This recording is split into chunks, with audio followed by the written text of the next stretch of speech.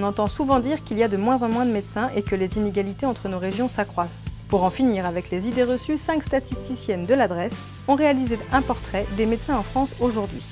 Alors, y a-t-il vraiment de moins en moins de médecins en France ? En France, au 1er janvier 2018, 226 000 médecins sont en activité, soit 10 000 de plus qu'en 2012. Ces médecins exercent en activité régulière, cumulent emploi-retraite ou bien sont remplaçants. Toutefois, ce constat d'une augmentation du nombre de médecins sur cette période est à nuancer. En effet, le nombre de spécialistes, qu'ils soient libéraux ou salariés, a effectivement augmenté, mais dans le même temps, le nombre de généralistes libéraux a, lui, légèrement diminué. Or, c'est quand même chez le médecin généraliste qu'on se rend le plus souvent, d'où cette impression qu'on peut parfois avoir qu'il manque des médecins. Donc, ce qui caractérise les médecins aujourd'hui, c'est un attrait pour la médecine spécialisée et pour le salariat ? Oui, 63% des nouveaux médecins aujourd'hui exercent en tant que salariés. Seul un tiers des nouveaux médecins choisissent d'exercer en tant que libéral et la plupart d'entre eux commencent en tant que remplaçants. Si on s'intéresse à l'ensemble des médecins en exercice, il faut s'attendre dans les 10 prochaines années à des départs massifs à la retraite, puisqu'en gros, un médecin sur 2 a aujourd'hui plus de 55 ans, alors que c'est le cas d'un cadre sur 5. Toutes ces raisons sont-elles à l'origine de ce qu'on appelle les déserts médicaux ? D'après les derniers chiffres de l'adresse, 98% des Français ont un généraliste à moins de 10 minutes de chez eux en voiture.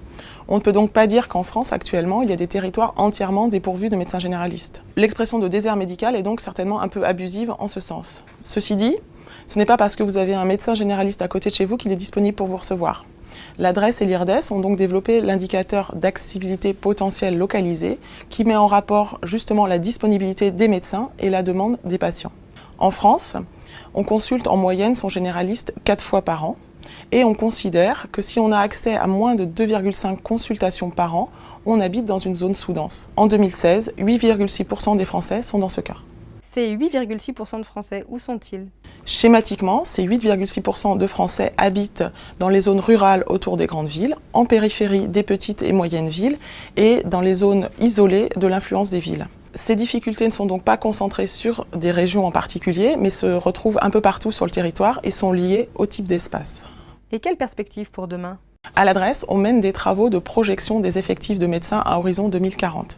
Les résultats de ces travaux montrent que si les médecins continuent de se comporter de la même manière qu'ils se comportent actuellement en termes de choix de mode d'exercice, de choix de spécialité, le nombre de médecins baisserait jusqu'en 2020, puis augmenterait ensuite jusqu'en 2040. Toutefois, dans les 10 prochaines années, l'offre de soins augmenterait moins vite que la demande des patients.